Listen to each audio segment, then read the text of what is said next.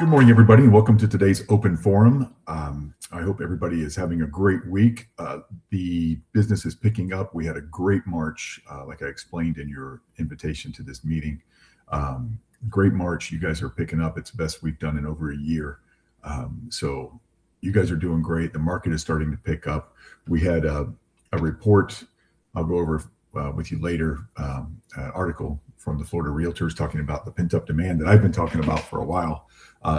Finally starting to come through. Interest rates or no interest rates, we're seeing some pickup demand from pent-up demand from people who have been holding off for long enough, and they can only hold off for so long. So we're starting to see that in the market, which is great. So what you're seeing on your screen right now is not the dashboard, but the search screen on Transaction Desk. That is the search screen that I am using to find the buyer forms. So I just typed in buyer into the search window if you guys are looking for these forms, and you'll go down to buyer brokerage agreement, which was right here, but do it as transaction broker. We always want to do as a transaction broker because we don't know when we're going to run across another FRI listing. We have many agents, over 1,000 agents. So you're going to run into each other out there sometimes, and you need to have transaction broker forms when you do. Transaction broker, just to explain again, is not just for you when you have both clients. It is for our brokerage, because we all do business as a brokerage, not as individuals. You get paid by your independent contractor agreement with us. We get paid because we're the broker. So your agreement with us says we're going to give you the compensation that you earned, but you're working as a representative of the broker.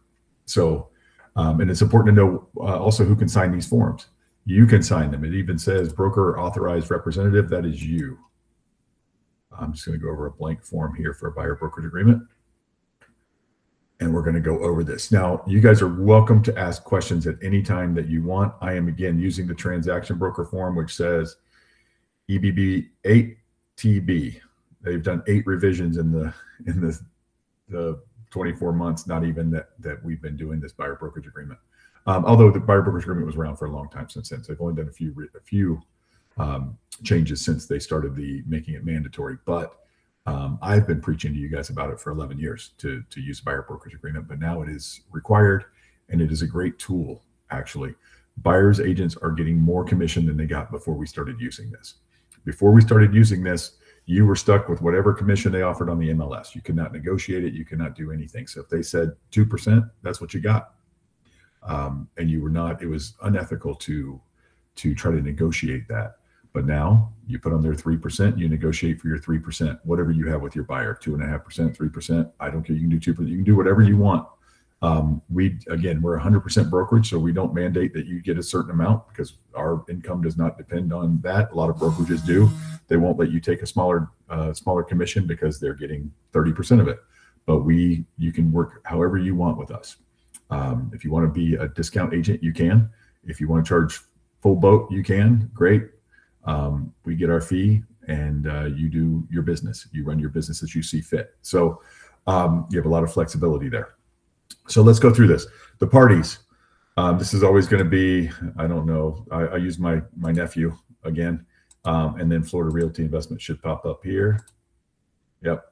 So that's my nephew, and the term of the agreement will begin today. Oh, it's taking a second. Today, and will terminate, let's say, 6 months from now. Okay, so I'm going to go slow reacting, but that's October 8th. Okay, so I'm going from April to October, 6 months. I can do whatever length I want to do. I can make it a weekend if they only want to do a weekend. So let me explain to you the difference between the buyer brokerage agreement and the showing agreement. Okay, the showing agreement is about property. The buyer brokerage agreement, as you see here in number 2, is about time. So if you always try to use the buyer brokerage agreement. If the client balks at that and says, you know what, I'm not comfortable being tied to you for that long. I just want to see these houses this weekend. Then you can list the 3, 5, 7 houses you're going to look at this weekend. The one house you're going to look at this weekend, doesn't matter. You can just list that. The showing agreement has a place to list properties. You will list those properties there. I like this. Another alternative that say, hey, let's just do this for the weekend then, because I don't know. You will see these properties and some more will probably pop up, let's just do this from today through Sunday. Okay. And you can do it that way. Or, from Friday to Sunday, it doesn't matter. It's whatever dates you put on here. Let's do it from Friday to Sunday then. And they'll probably be like, okay, because I don't know if we're going to look at 3 properties or 7 properties or 10 properties. I don't want to have to keep listing them down here. Let's do that. Let's go down to, I hope everybody understands that. Showing agreements are about properties. Buyer brokerage agreement is about time. So, and it is very specific on here. Anything that this buyer buys between now and October 8th, if it doesn't matter if I showed it to them, anything they go under contract for by then, by the way. So also you don't have to extend these if they're under contract, just like a listing agreement. You guys have gotten, now I've gotten this question a lot where I only have 3 weeks left on my listing agreement, but we have a contract. Do I need to extend my listing agreement to go through closing? No, you don't. It's when you went under contract, and it doesn't matter anyway because you brought the buyer, you procured the deal. But it's when you went under contract. It's going to close after the listing expires. That's perfectly fine. You don't need to extend the listing to cover that. You can if you want to, but you don't have to. So if the seller's happy with that. But so this same thing with this. If I show this person houses, my nephew houses for 6 months, and we get down to 5.5 months, and he finally finds the one, we put it under contract. I don't need to extend this. This is the property that we found during the period. So there you go. Type of property. I want you to just be very, very, very vague here. Residential, whatever it is, just put residential here. Put something like that. Don't get too much on a townhome, whatever it is, a new construction. Don't get caught up in the weeds of that. Location, put whatever location you are. If you're in Tampa, put Central Florida. If you're in Orlando, put Central Florida. If you're in Daytona, put Central Florida. If you're in Jacksonville, put North Florida. If you're in Miami, put South Florida. Put anywhere, because we've already had someone recently try to wiggle out of one because they said 3 cities, and then they went farther away because they realized they couldn't afford what they wanted in those 3 cities that they put. And so, and the agent thought they were being very thorough by putting 3 different cities on there, and they ended up having to go to a more rural location to find what they wanted, and tried to wiggle out. So put Central Florida. Nobody's going to balk at that. Yeah, I want a residential place in Central Florida, right? I'm the buyer. I'm happy with that. Christina. And I apologize, I'm just hopping on here now, but I did have a question. Let's say I set that up, I put Florida, I'm working with my buyer, they're looking in mainly Orange and Seminole, and then they decide, well, you know what, or they get relocated to Miami. They're like, well, now I want to buy in Miami.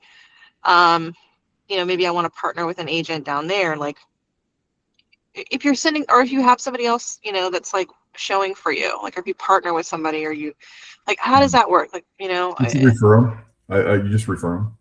Okay.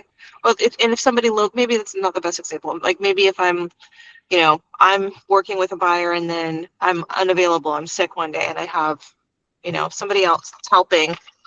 Mm-hmm. And do they need to sign? Will that just be under my umbrella? Like, let's say somebody else in the office, and I say, hey, in our office, it's FRI. It doesn't have anything to do with you. So, but if you get a Keller Williams agent to show it, they need to have something with them. Okay. So would the buyer need to have, they would need to have a BBA with that agent, or just a referral? No, not a BBA. They can't do 2 of those. They do both of you. I think it's just a referral, some kind of agreement you can have with them. I think that's perfectly fine. There's not, again, this is a little bit of the Wild West. I don't know the rule on that. Right. But you're not supposed to show unless you have an agreement. If you're doing it on behalf of someone else and that's all up front, I think that's probably fine. Okay. Thank you. You bet. But anybody else in the office, the agreement's with Florida Realty Investments. So it doesn't matter Christina or Ryan or Donnie or anybody else. It can be anybody. All right. Location, again, just put whatever area you're in. Don't put all of Florida. I mean, you can't put all of Florida if you want to, but I mean, obviously it's a Florida form. I'd be a little more specific than that. Plus, you can't really help them unless you're members in both. If you do business in both South Florida and Central Florida, you couldn't really help them anyway in South Florida. And they can if you put Central Florida here and they go to Miami, they can have a BBA with someone else that does not cover that. That is outside the bounds. That is not reasonable. But these other people who they had Claremont, Groveland, and somewhere else, Winter Garden, and the people end up buying down in Winter Haven. That's in our same work area. That is reasonable too. And they had a process where they went through looking at homes in these areas, and they had a whole text chain and email chain of where, well, it doesn't look like we can afford there. Let's go a little further south. So they had a whole trail leading to that obviously this agent was helping them all the way through. That's not like saying, oh, I got transferred to Miami, I'm going to go down there. I can't really help someone very well down in Miami unless I'm willing to. In that case, I would let them know, and we'd sign a new BBA that included Miami. All right, or modify this one. Just out of curiosity, are you seeing any issues like that where people are disputing BBAs or other agents, or just are you encountering a lot of issues or not really?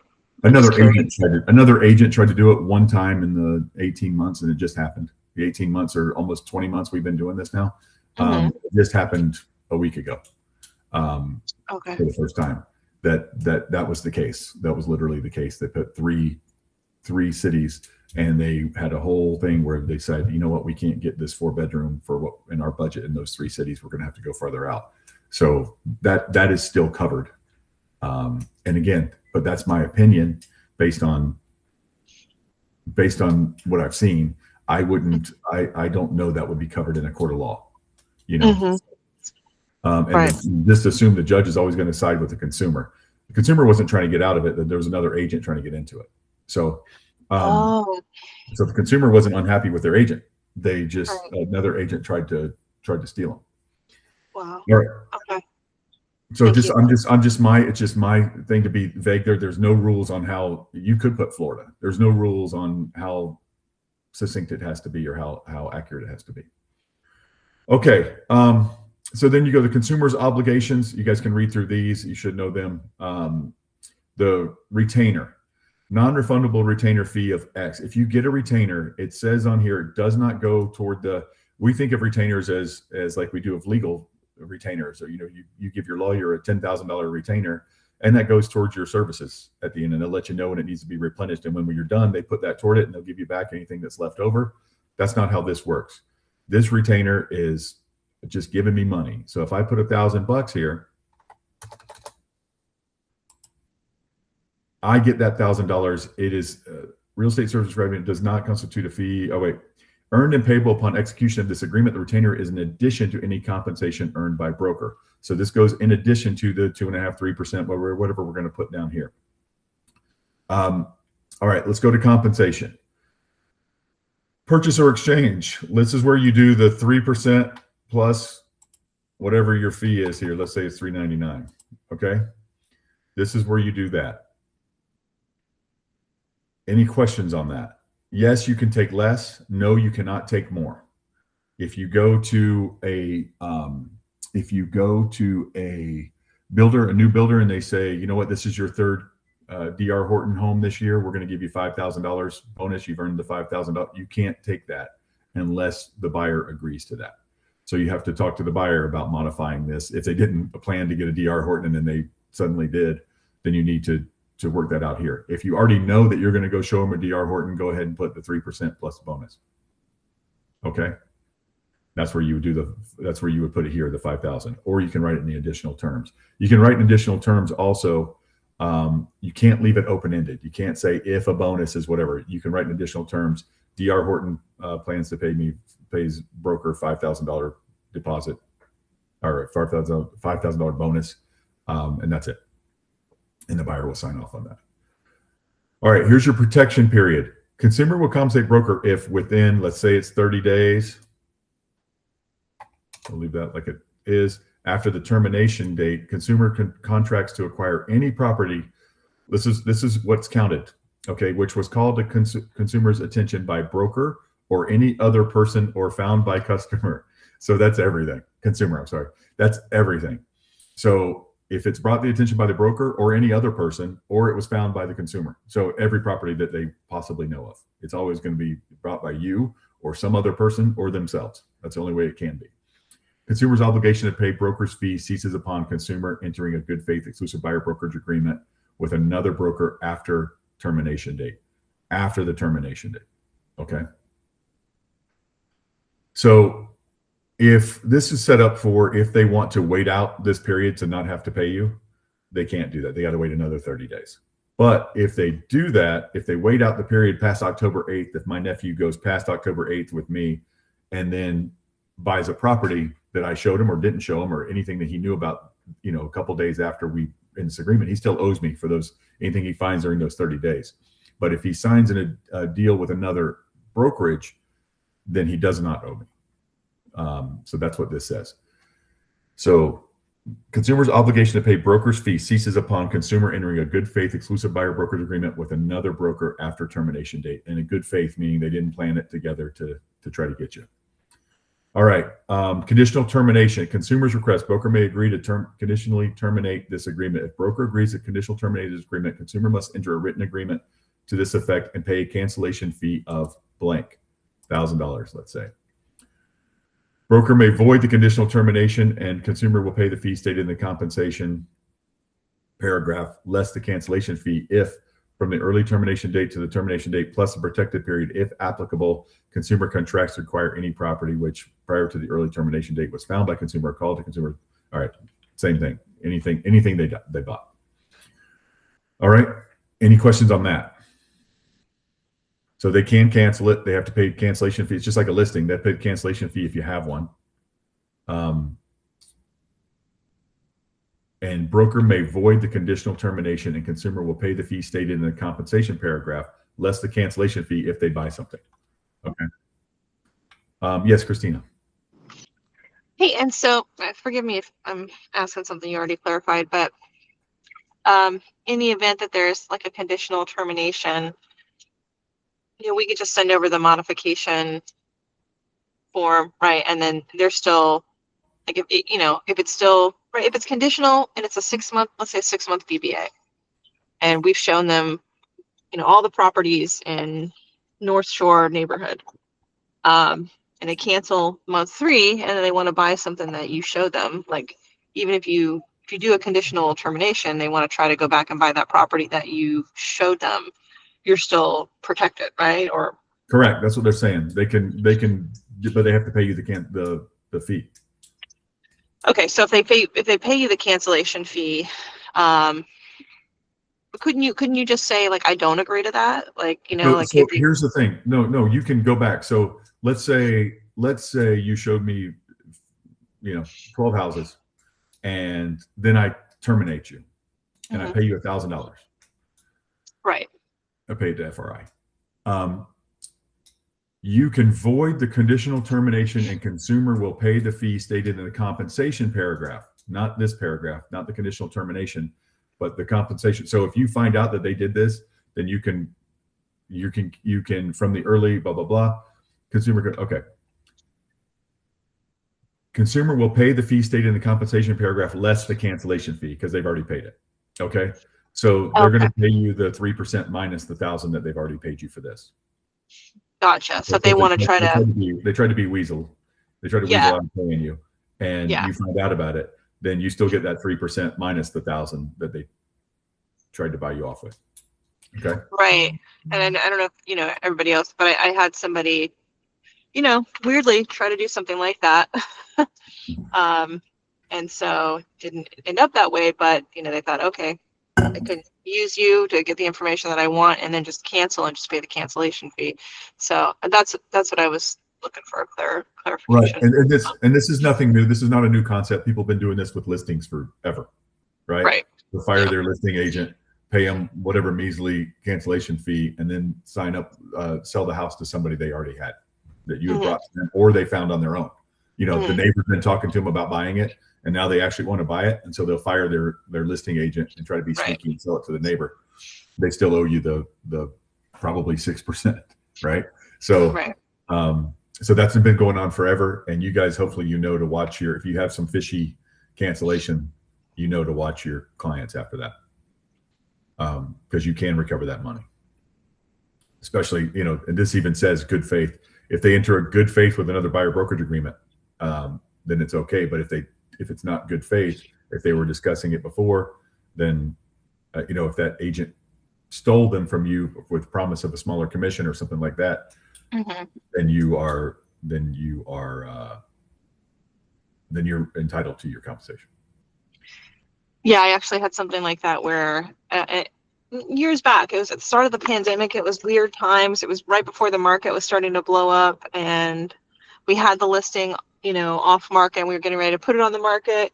They frantically wanted to cancel, and then lo and behold, they listed the next week with somebody that had a listing across the street. So obviously, like, this person, recruited them. And in that case, like, would you have, what's your recourse there? I mean, do you have any recourse? That's only happened to me like once in 20 some years. But what did they do? They just, all of a sudden they wanted to cancel, and then they listed with the agent across the street. And I didn't pursue anything in terms of no, they can cancel you and list with the agent across the street. They can't cancel you and go under contract with somebody you already had. They can cancel you now, and they can approach the other agent and ask them about listing their house. The other agent cannot obviously solicit their business. Yeah, they had a sort of a story that it turned out, they made something up. And so I waited. All they have to do, unless you can prove their story is there was some kind of malicious intent, then, I mean, good luck with that. And you're not going to win in court.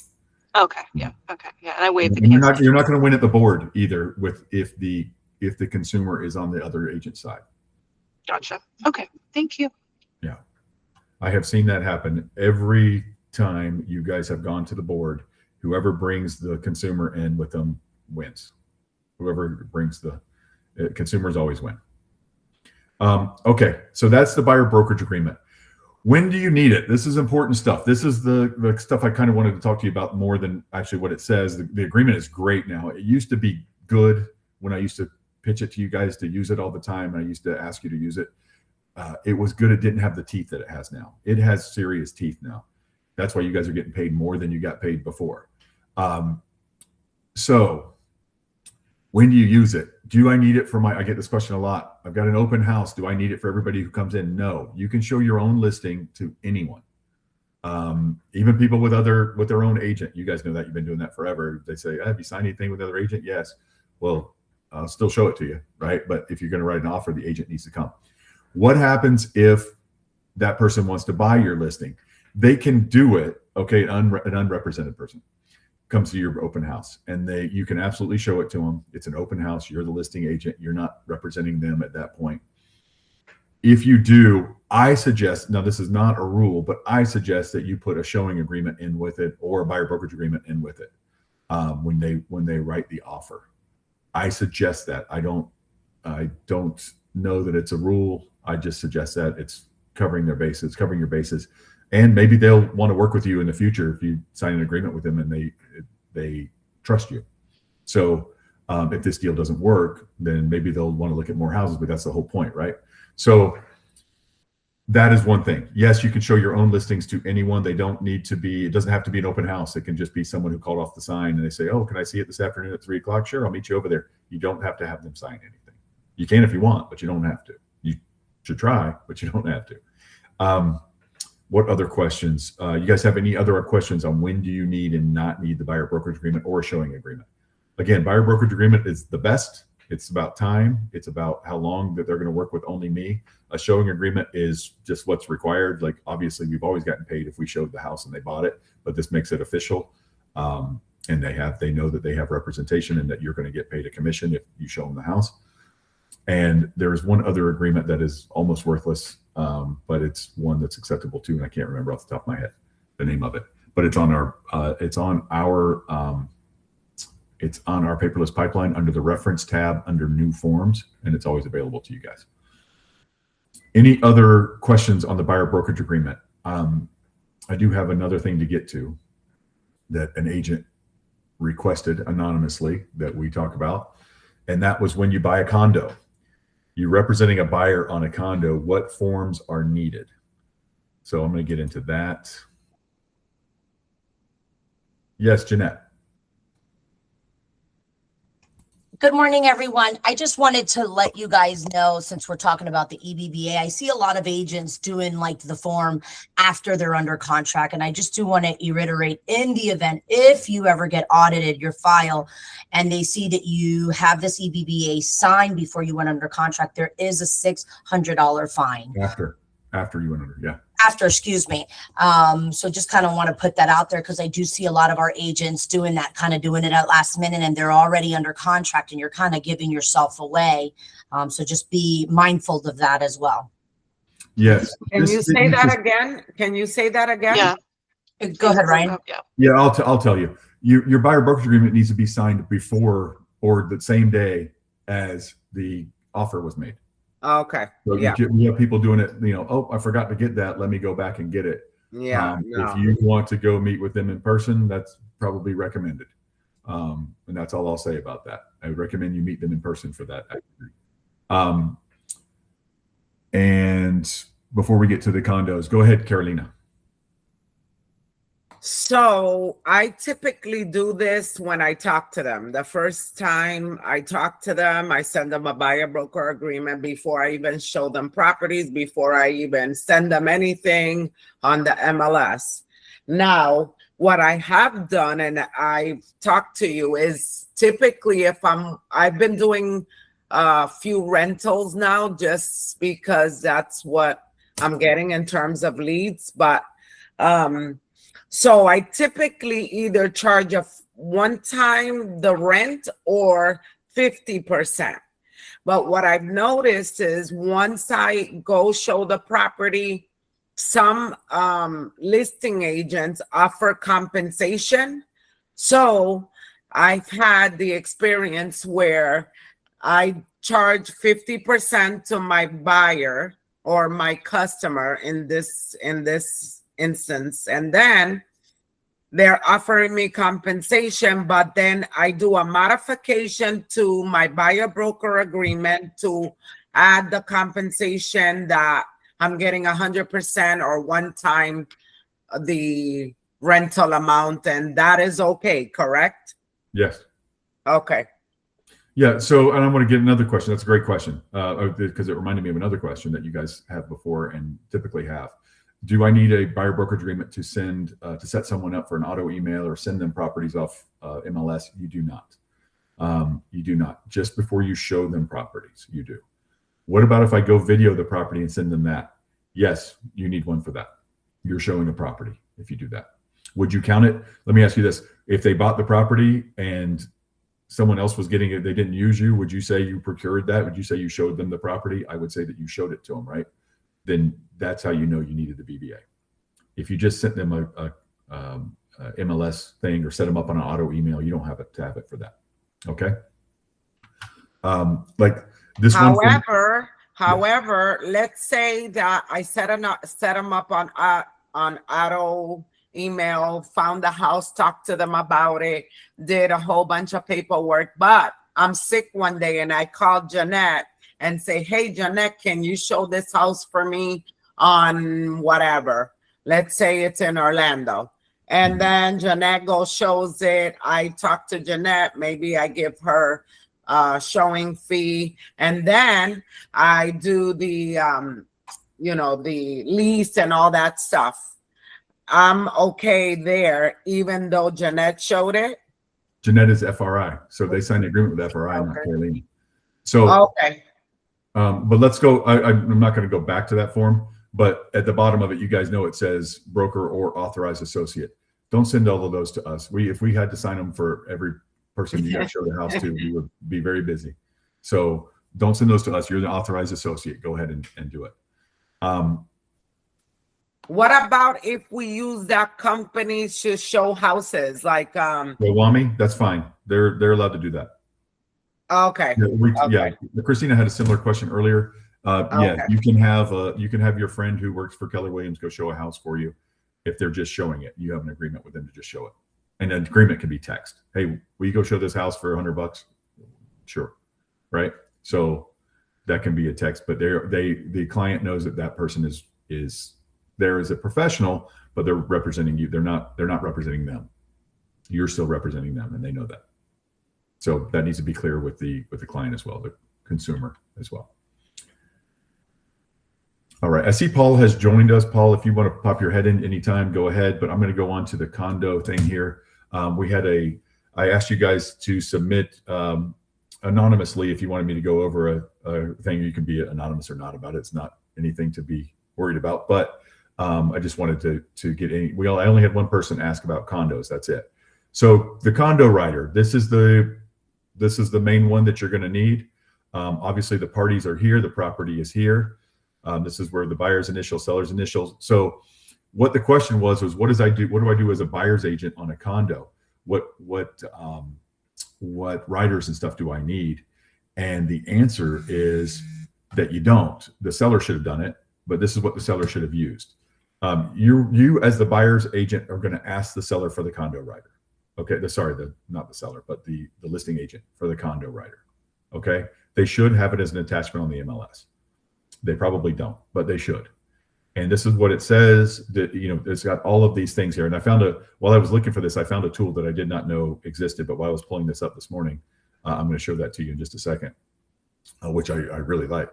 Condo association approval. Condos have all different kinds of rules. Some of them have right of first refusal, which is right here. They have it or they don't have it. The listing agent has to disclose all of this stuff to you. Okay, the seller has to disclose all this stuff to you through the listing agent. Fees, assessments, prorations. Some have a recreation area fee. Some have it separate from the thing. Some have a master association. Some places like Metro West or something will have a master association for the entire area and then an individual one. Not all of them there do, but some of them do. And some other areas as well. I think maybe Avalon's like that. There's some other that are big communities that have other communities inside them, and they pay a master and then they pay a local as well. So they have two. And some of them have fees on their amenities. Condo association, effective date, then blah, blah, blah, pay all special assessments. Okay, this is where they disclose the special assessments, who's going to pay them all and prior to closing. Typically, as the buyer, you want the seller to pay them all, even if there aren't any right now. So do that. So this is for if there are any additional, if there's any special ones now. This is if there any of them pop up prior to the effective or after the effective date, but prior to closing. Just as a buyer, you want the seller to do all this. All right. Litigation. If you know something's going on, the place I live just got through with litigation and they won, but you want to see none if you can. But if you have some, then you have some. Typically, they're on the reason to worry about this, and you should talk to an attorney if you really have a question on this. I'm not an attorney, but my experience tells me the reason to worry about this is only if they're not going to win and they've got, so it's got some kind of damage, some kind of construction defect typically. And this is not, my intention here is not to go over this line by line. I just wanted to show it to you guys. You want to A or B, check one of these, whatever fits, but the sellers should be filling this out. Okay. This goes all the way down to parking, inspection, repairs, etc. What I saw though, what I really like is, and so to answer your question, the agent, I do see the agent in this forum right now. So this is what you want to have used is the condo rider. And a new thing I saw to ask is this. This is a new form that I've seen. I don't know how old it is. Well, it looks like it's from 2002, but I've never seen it before. So here we go. Frequently asked questions and answer sheet. This is fantastic. As of the date, name of the condo association date. What are my voting rights? What restrictions exist in the condo docs? What restrictions exist in the condo doc of leasing their unit? The right to use their unit, the right to lease their unit. How much are my assessments to the condo association for my unit type and when are they due? This is just very basic stuff that is really great to have. And that's a fantastic thing. And that as a buyer, you should send to them. I love those questions. That as a buyer, you should send to them. So to get as a buyer's agent, to get your buyer knowledgeable of everything that's going on there. All right. Okay. So if you have any questions on that, we'll catch up with that later. But I talked to you a little bit about the market. We talked about some pent up demand and some other stuff I'll show you shortly. But we have Paul here. Let me stop sharing. Paul has joined us. Paul Massey, founder of Samaritan Group Mortgage, is going to be joining us right now. Paul, how are you doing, bud? Where are you?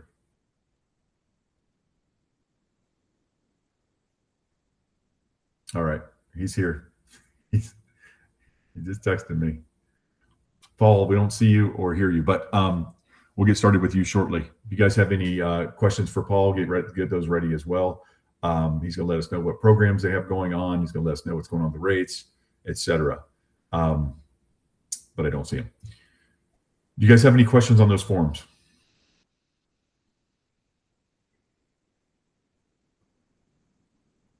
Nobody. Okay. Jeanette, you wanted to share something about the fell through thing. Hopefully you're not on the phone now. You wanted to share something about the fell through thing. Yeah, hold on a second. Paul, I can't mute you, buddy. Sorry, Paul says I got him on mute. Paul, I can't mute you. I'm sorry, were you talking to me, Ryan? I was talking to you. I'm sorry. Now Paul's trying to get in. It's okay. I'll hold. There you are, Paul. You're talking. Okay, you're right. You didn't have me muted. Sorry about that, guys. Good morning, everyone. Sorry I had a crazy morning. That was kind of interesting to hear that side of it. What's that? Everything you just went through. Well, you might learn something to hang out with me. I give you like 9 out of 10. That wasn't bad. Thank you, buddy. That's the best I've ever got. Okay. What are we giving this market? So it's very volatile, obviously. We've gained 40 basis points this morning from the ceasefire talks. It's hard to believe that that's going to not continue to be volatile. I looked at the 10 points from Iran, and I don't think that all of those are going to be accomplished. So hopefully they work something out. There's a call to meet possibly in person on Friday, but expect more volatility. Today is a good day. Ceasefire equals, some stability in the markets, and rates are about 0.25% better today than they were yesterday. So can I lock today?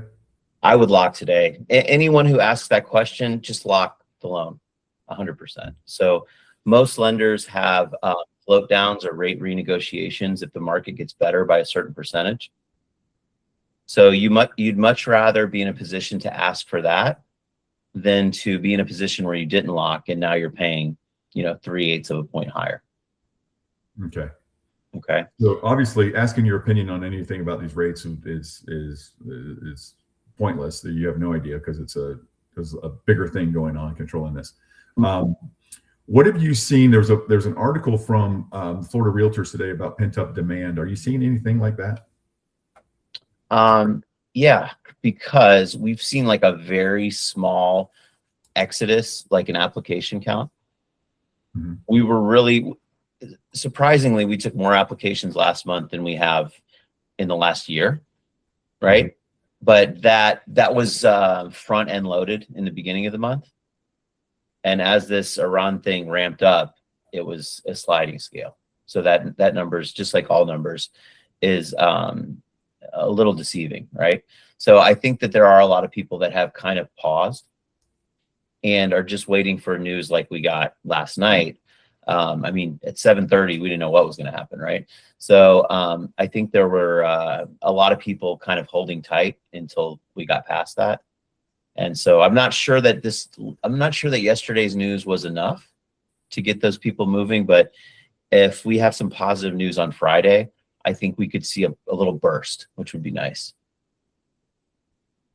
Okay, fantastic. Yeah, but also, that stat from last month with mortgage applications, don't take that lightly either. That means people are ready to go. Mm-hmm. I mean, we took 25% more applications in March than we did in February and January. Fantastic. And that we had, you missed this part probably, but we had a great March not relative to 3 years ago, but relative to the last year. Surprisingly, it was better than our summer months last year. So I'm real proud of our people for hanging in there and doing a great job, but I'm also excited about the market moving that way, absent any outside forces that are working the market. So I saw that Hometown Heroes is out of money. What else is going on out there? Anything good that you're doing, or anything good that we should be looking for in general? So let's speak to Hometown Heroes real quick. So they are out of money. Do not let anything you see in people's reels get your buyers excited. And what I mean by that is Hometown Heroes will release funds back into the program as certain loans with certain buyers that have reserve funds. Maybe they don't go through for inspections or qualification or whatever. And those funds will be put back into the program every Monday. But the chances of a loan officer getting those funds is slim to none. Okay. They might put in, $2 million on a Monday, right? And that could be like 6 loans, right? And as soon as, excuse me, more than that, but that could be, 25 loans, but there's 5,000 loan officers across the state just waiting for that moment to happen. So I wouldn't ever want for that to be something that your buyer counts on, right? One thing that people don't realize, because they only think about Hometown Heroes, is Hometown Heroes is a program sponsored through Florida Bond, e-housing. It's not the only program that exists. Okay. So there's another program where the client will get $10,000 and it's still active. There's still plenty of money in there, right? And it's not going away anytime soon. And another perk with both programs is that they do not pay mortgage tax and intangible tax. So that's kind of a little bonus on top of the 10 grand, because that's 0.55% of whatever they borrow. So that's typically another couple grand that they save by utilizing that program. Osceola County, also no money. And then Orange County, there's money in that down payment assistance program. You can never stack these programs, but depending on someone's income level, Orange County can be better than Hometown Heroes sometimes. So don't sleep on that. If you want Orange County's information, just email me. I'll send you the flyers, and it's pretty cut and dry. If you make this amount of money, you're eligible for this amount of cash. And you can work other counties around the state, right? Most mortgage. Yes, absolutely. But they're all different, right? So the program that I mentioned through Florida Housing, where they get the 10,000, I don't care where they're buying, they're eligible for that. But we'll always look at the specific county to see if there's a county version of it that's better. Now, do you think it would be helpful for a realtor to know what's going on in their counties that they focus in? Absolutely. Yeah. Yeah. I mean, I would say if I was meeting with an agent as a buyer and I met with 2 and one person was educated and one person wasn't, I'd probably lean towards, who knew what was going on where we were. I'm going to write that down. Yeah, that's great. Of course you would. And that's the point of that. I hope our agents are getting knowledgeable about what programs are available in the counties that they're working in, or areas they're working in. What else are you seeing what are you looking forward to in the summer months? Summer's just cranking up. This market should be, absent of other outside forces, should be going pretty well this summer. Yeah, I'm excited. I haven't been excited in a while, so that's a good thing. And I'm excited because 2025 was garbage, right? And for most of us. And so far this year, aside from the last 21 days, rates were going in the right direction. Buyer demand was up. Applications were going through the roof. So I think going into the summer, that's going to continue to build. And it's going to feel a lot more like it used to, right? Which is great. And I also think with this new Fed chair coming in, we're going to see some reduction in rates. My prediction is when we're really cranking in like June, July, August, we'll have 30-year fixed rates in the high 5s to mid 5s, which will be great. And that's conventional rates. So that will put our FHA rates in the low 5s, which would be, I think that's a healthy market for everybody. It's good for sellers. It's good for buyers. Anything lower than that, I think, is a little off balance, but I think we're headed in that direction. Fantastic. That is great to hear. A couple other things that I'm seeing right now. Freddie Mac changed one of their guidelines yesterday. So this is kind of hot off the presses. With a conventional loan, if a client had a lease, right, they could not pay that off, or they could not, if it had less than 10 payments, we could not omit that liability like you can with an installment loan. Freddie Mac changed their guideline yesterday, where if somebody pays off an account like that, we do not have to count it against their debt ratio. So if you ever had somebody with, lingering car payments or multiple vehicles, that could be something that would cause them to qualify now. And that's only conventional, only when we do it through Freddie Mac. So that's a more aggressive guideline than even FHA. Oh, fantastic. So that was a change that went through yesterday, and it's effective immediately. We've been also seeing a resurgence lately in agents that are having a hard time convincing their buyers to talk to us up front. But once they go under contract, the agent is just saying, hey, look, you know, you're free to continue the way that you were, but why don't you send your loan estimate over to my person? It's your biggest investment. Just see how much better it is. And what we're seeing typically is lenders are pulling in buyers with very low interest rates, but then they're crushing them in fees. So protect your buyers. Don't be afraid to send me those loan estimates, because you'll be the hero at the end of the day. Yesterday, I saved somebody $7,000 in fees on one transaction, which was crazy. I'm seeing also a resurgence at this time of year in two things. People wanting to buy before they sell. We're coming into that market, guys. There's many bridge-esque programs that we can explore. So when you get one of those, it doesn't make any sense for you to absolutely be 100% aware of exactly how one of the programs work, because it always depends on the buyer situation. So set up a Zoom call, set up an in-person meeting, set up a phone call with me. We'll find out how much equity the buyer has in their current residence and find out the best way to utilize that, where they can keep that property and sell it after, but still get the home they want now. That's the season we're coming into. So we got to be versed on that. Okay, wonderful. Christina has a question. Sure. Hi, Paul. Hi. Couple questions. I was wondering in regards to medical debt. I saw that that was not counting against people's scores. Is that back in force where now if somebody has, you know, outstanding medical debt, that's going to hurt their chances of a loan? It shouldn't affect their chances for a loan at all. Okay. Okay, great. And then what's the latest with the student loans? Is there, like, what if somebody has, you know, I mean, that's, the whole thing's a mess. Like, what is that implication for their financing? So it just depends on the type of loan. So for FHA, it's 0.5% of whatever the balance is, unless they have a payment already on their credit report that's fully amortizing. Mm-hmm.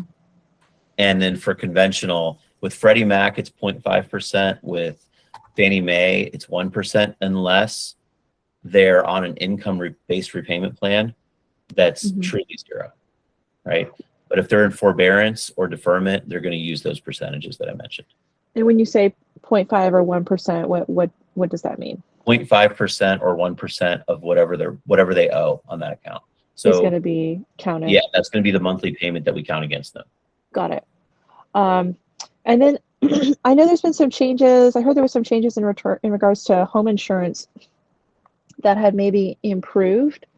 Do you know what I'm talking about? Can you speak on that? So there's more carriers that have come back into the state, but there's nothing that's changed guideline wise.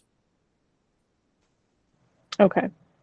Yeah, so we're just seeing lower premiums, which has helped debt ratios, right? But aside from that, mortgage guidelines, we haven't changed anything on insurance policies. Didn't something change? Maybe it was specific to condos. I'm not sure, but where they didn't, the association, I asked this because I recently had a listing and somebody was talking to me, they're listing in the same community. And did that get less stringent, like the requirements for, maybe it was for condo specific associations, or does that? Nothing's changed in the last year. Okay. All the changes from Surfside, right? All of those are still in play and nothing's different. Okay. Okay. Thank you. Sometimes people are seeing the reflex of those changes now, but it's all the same stuff. Fantastic. Thank you. Go ahead. Go ahead, Paul. The other thing we're seeing a lot of now is it's kind of an interesting time where we used to be seeing a lot of parents being non-occupant co-borrowers for like UCF kids, right? Buying properties. I've been seeing a lot lately the opposite, where kids, older, aged kids, are buying properties so their parents have a place to stay. So the reason I bring that up, there's a guideline that not many people know about, where if the kid is buying the property for mom or dad to live in, or both, they can purchase that property as a second primary residence. Okay. So the parent doesn't need to be on the loan, none of that. Okay. So they're just ensuring, they have to prove that that's what they're doing, that their parents going to live there, right? Which is fairly easy. And they can get the same interest rates, same down payments, same everything. Fantastic. We've been seeing that more, more often than we used to lately. And a lot of people don't know about that caveat. And that's got to be good for avoiding taxes and probate and everything else. So many things. Yeah. Taxes, probate, better interest rates, lower down payments, all of the things. So I've been doing more of those than I remember doing in the past, which is great. So that's an interest, and that's a conventional product as well. And then we've been seeing some pent up demand too for a lot of 203K stuff. That's the FHA renovation loan. They have a sister product with conventional called Home Style Renovation, which is available. A lot of people think when renovation, it's just the 203K. But with the conventional product, you can use it for investment properties and second homes as well. Okay. So the biggest thing to understand about these products is they are not going to close in 30 days. Okay. We have to get a lot of documents from the builder or the contractor on what's going to be done, and the appraisal has to take that into consideration. And the biggest problem is GCs or builders, they're not paperwork people. So getting them the forms and getting the approvals just takes time. And the biggest time killer in that is if you have a buyer that's looking for properties like that, or you have a listing that you want to market that way, understand that if the buyer doesn't have a GC like ready to go, the biggest time suck is that it takes them weeks to figure that out. And that just kills the entire process. Paul, you mentioned helping seller listings. What would you recommend right now? Obviously, that's the number one thing that we're hearing right now. It's tough to sell your listings. How can you help with that? A couple different ways. So number one is the way that we used to always help with it before we added the second thing is we don't want, especially in a market where properties are sitting for longer than we're used to in recent history, we don't want you to wait to accept an offer and then finally everyone's relieved and then the deal just dies because the buyer couldn't get financing, right? So a lot of our agents on listings, they make those potential buyers get pre-approved with us. So they don't have to use us, but that way we can vet that buyer and know if it's going to have a problem or not. Because the stuff that you see on a pre-approval letter versus the qualifications of a buyer are sometimes very different, right? Any lender can put conventional on a pre-approval letter for a non-QM loan. That's a DSCR, bank statement, some weird, 1 day out of bankruptcy program. Technically, those are still a type of conventional loan. So as a seller's agent, you can't tell that unless you have somebody like me that can really get in there and find out what's going on, right? So if it's a listing that you have that's been sitting and you want to make sure that offer's vetted, do it. And there's no, on my side, there's no ulterior motive. I'm not going to pitch them on using me. I don't care. I just want to protect your listing and your seller and let you know what you're really dealing with. On top of that, especially where you have listings that might be close to a new construction community or whatever, and you're competing with, these crazy builder incentives, right? We are offering a 1.5 to 2% credit to the buyer, just depending on the size of the deal, because if it's too small, we just can't afford it, right? But if we can combine that with any credits that the seller can do, then it's just going to make that as competitive as possible with what else is out there. Okay.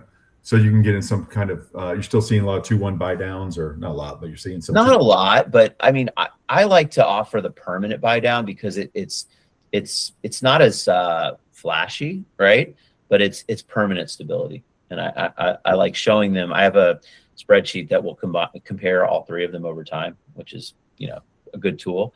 And sometimes, especially if it's like a first-time home buyer type property, just using that money towards closing costs is just as beneficial, So like even taking the buy down out of the situation, if I can offer, 2% on a $400,000 loan and they can have an $8,000 credit, that's covering most of their closing costs anyway.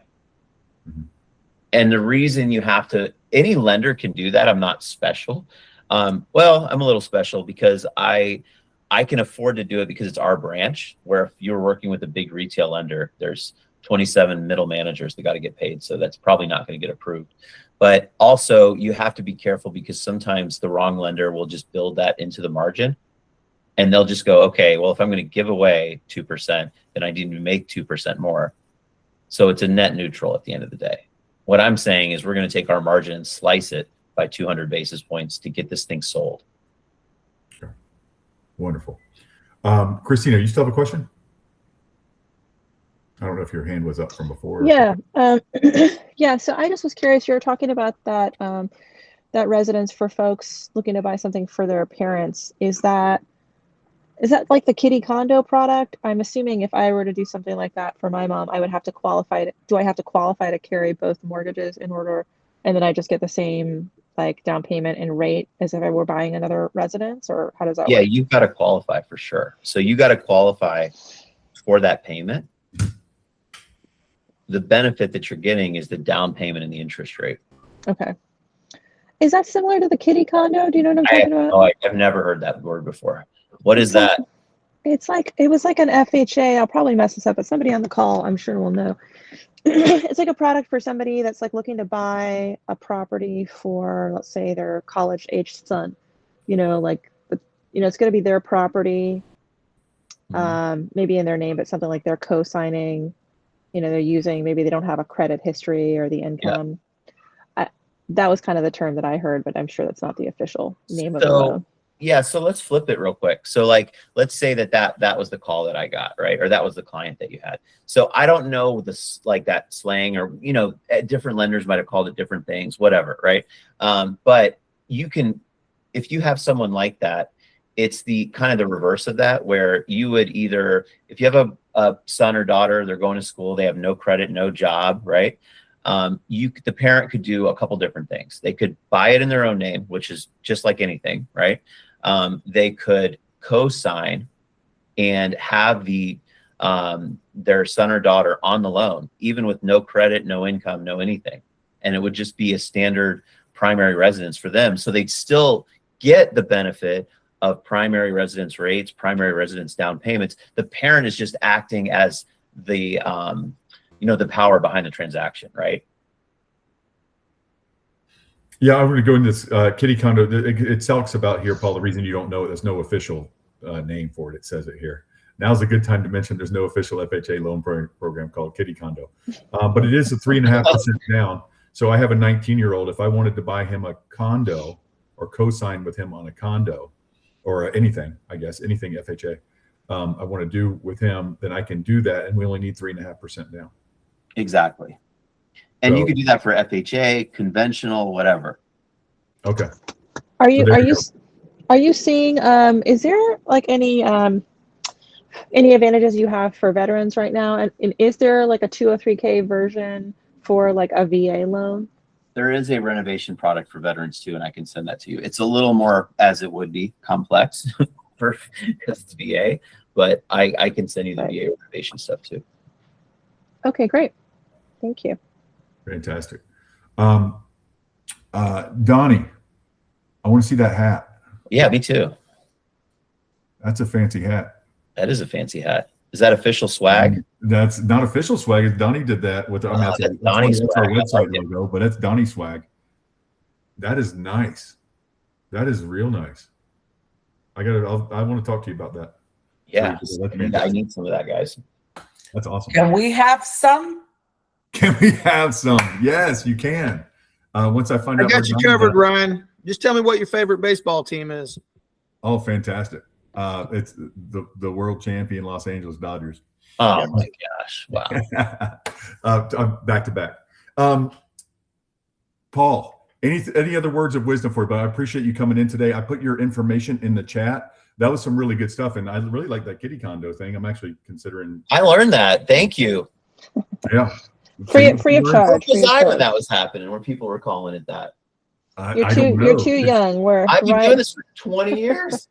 Ryan and I are old folks, so we It remember those literally things. says, now's a good time to mention there's no official FHA loan program called Kitty Condo. That's a term mortgage brokers invented as a marketing label. And then it says mortgage brokers are known to be full of it. I don't know. Yeah. But I actually feel better that I didn't know that then. yeah, you're not a shyster. No, looks like it's a great deal. That I did not know about. So I learned something today too. All right, guys. Well, thank you, Paul, for coming in. I'm going to go back to the condo thing, and I got to share one thing from Jeanette. Paul, thank you so much for coming in. But Paul's information is in the chat if you guys need him for anything. If nothing else, learn about what is going on in your county and in your area, so how you can help your client, so you are smarter than the next agent who comes in. Yeah, and if you're in one of the counties that I didn't mention, do your research, but send it to me too, and say, hey, am I seeing everything I should? That way your presentations are covering everything. All right. Well, thank you, Paul. Thanks for coming in. Thanks, guys. All right. Take care, bud. Okay. Sandy, Jeanette, if you're ready to talk, you can talk now. If not, I'm going to go back to this, Sandy, and I just want you to talk about the fell through thing. About the what? The fell through. You wanted to reiterate that. Oh, okay. Yeah. Just a reminder for those of you that missed the meeting a couple weeks ago, we've decided if you are representing the seller and you are creating a transaction in paperless pipeline as the listing, and as you may know, a lot of contracts come in, fall through. It is becoming a huge mess for me. A lot of agents are not labeling things the right way. I can't keep up with the buyers. So what we decided to do is go ahead and we're going to mark the transaction on paperless pipeline as fell through, re-upload your listing, create a new transaction, and re-upload the new contract with your listing. Another thing I wanted to mention was a lot of agents are using names as labeling their transactions. Guys, what works best for me is addresses. I don't know who buyer belongs with what transaction. So if you can just get in the custom of using the address as labeling your transactions. What else? Oh, please add the title company as well. That helps me a lot. It already auto populates when I do the CDA. A lot of you are not adding your title companies. So let me see. Instead of street address thing is mandatory, guys. We can't track deals and stuff. We get audited. We have to have the street address. Yeah. What else? I know that your buyer is how you track them, but because they look at a bunch of street addresses. But once you get it in the system, it'll be because there's an executed contract, and so that needs to be. I mean, even Ryan, even if you guys want to have your buyers, just have it at the end of the address. Sure, that works too. You can find my address. Yeah. As long as the address is first. What else? Title company, names instead of addresses, and just I know this is a long shot, but try to label your files. A lot of you guys are just uploading files with no names, whole bunch of numbers, and a whole bunch of craziness. Just please take the extra step just to put seller's disclosures if it's seller's disclosure. There's a pull down list for that. It's very easy. Yeah, that's it. Just a reminder. Thank you. Thank you, Jeanette. All right. So Sandy said she couldn't find the form. I'm going to go to show you guys this real quick. I guess she's talking about she said the condo form. I assume she's talking about the disclosure. But what I like to do is put in here. So when I have something like this, like I did buyer earlier to find the buyer brokerage agreement, just put condo, and then a bunch of stuff pops up. Here's that FAQ sheet that's been there since 2002 that I never noticed. And then there's the disclosure writer right there. Okay, there's all other forms, but this is the one that I pulled up. All right, this disclosure writer is the one you want. It was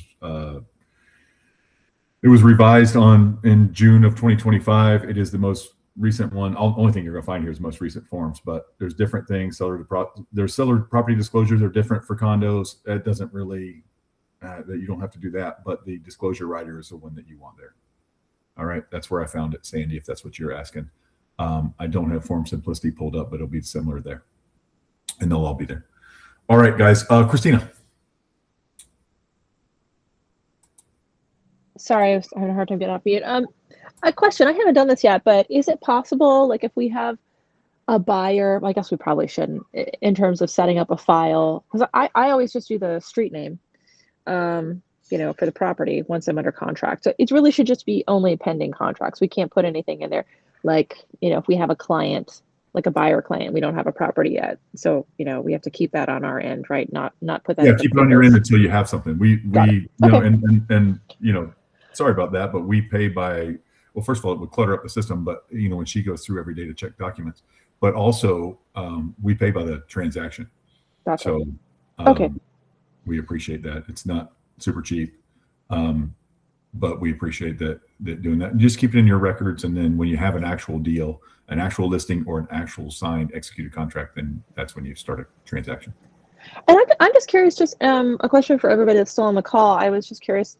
I use Follow Up Boss. I don't love like the new acquisition by Zillow, you know, a year or two back, where it's like, I think technically like they have in their terms where they can contact somebody. You know, you upload your information. I mean, theoretically, I think they put something in there that they can contact your folks, you know, and market to them using the information that you're uploading. So it feels like it's maybe not as secure anymore. And I'm looking for alternatives if anybody has any suggestions.